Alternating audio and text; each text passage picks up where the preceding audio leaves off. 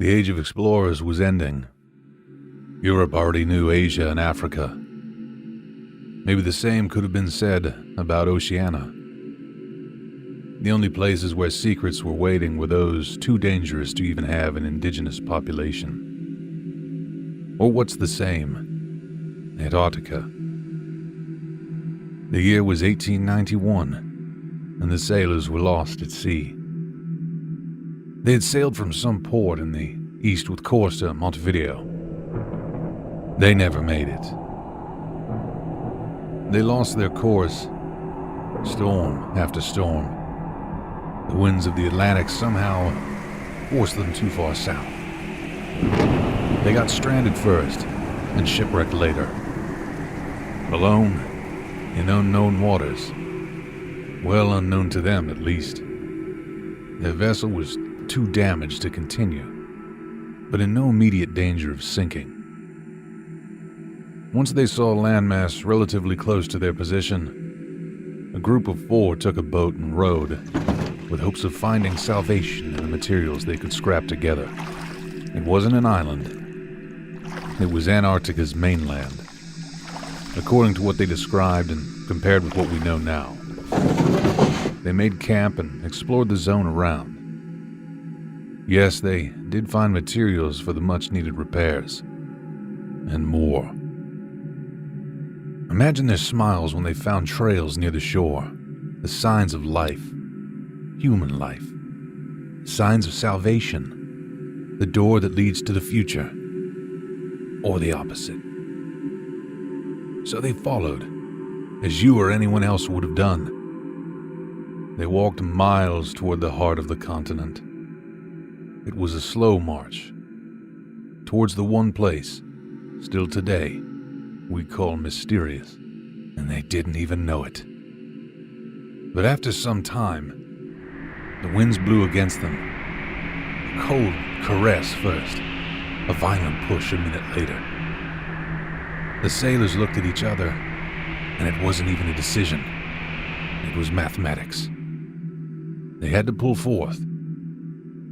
Going back wasn't an option. And so they did. Every single step was a struggle. Every inch they advanced in the frozen desert was done while resisting the pain and fear. Fear, for they knew the risks. Pain, for every muscle burning. Forced to move when they just needed to collapse and rest. According to their records, they moved for about 3 hours, following the fading trails, until they found what was left of a small settlement. Coincidentally, they found it just in the eye of the storm, in that quiet calm, surrounded by the rage of the wilderness. There was nobody there. Nobody alive. They did find corpses in the tents, and those people had been dead for at least some time. Years, maybe.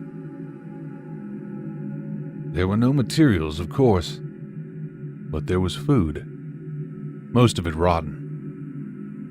There was no fresh water of any type, and there was no indication of when they made it there. But it was some indication about where they came from. The British flag, shredded and dusty, was still inside one of the huts. The sailors didn't wait the storm out in the corpse of that settlement, or camp if you like it. They went back immediately, full of questions and lacking solutions to their issue, but sure that there was nothing else to do. Again, the storm, but fiercer and harder. One of them died during the walk itself. They had to leave his body there, in the nothingness. Nobody comforted him after he fell, exhausted. The wind was blowing in front of them, and they had their faces covered. Speaking wasn't an option. Another died a few hours after they made it to their own camp. There was just no way to light a fire. They had to sleep together and pray for the best.